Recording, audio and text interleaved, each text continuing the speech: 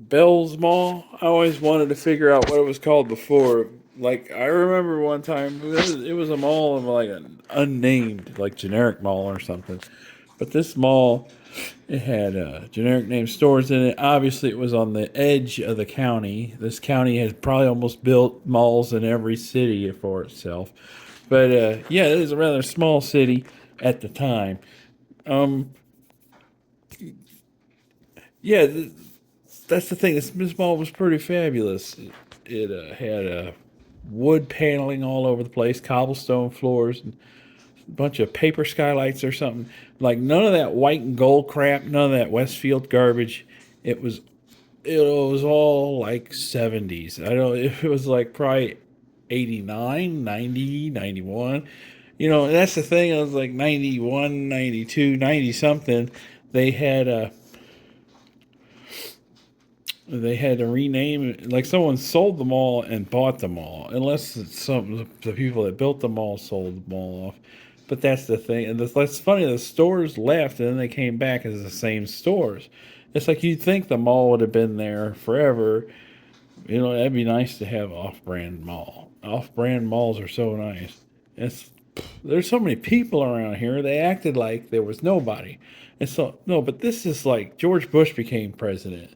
Yeah, I'm going to tie that in there. George Bush became president. I don't know when Bill Clinton became president, but yeah, you couldn't have. We lost a lot of stores north of where I lived. We lost a lot of stores, and that was out in the forest.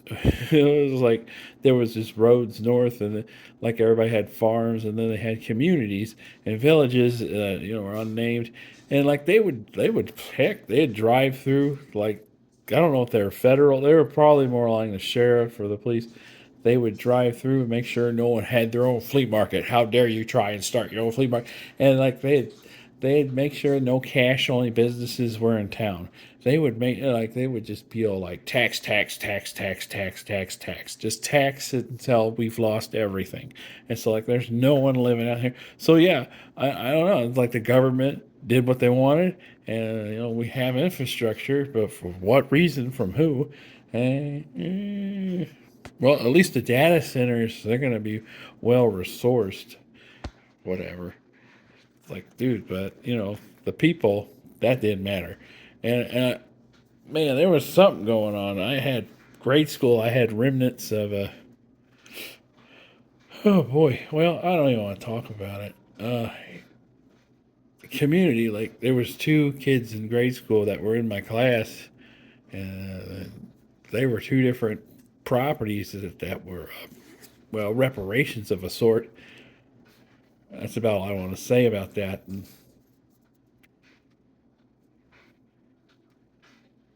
yeah, I was nice to them. They just kind of acted funny. They didn't really know what manners were, but that's all right.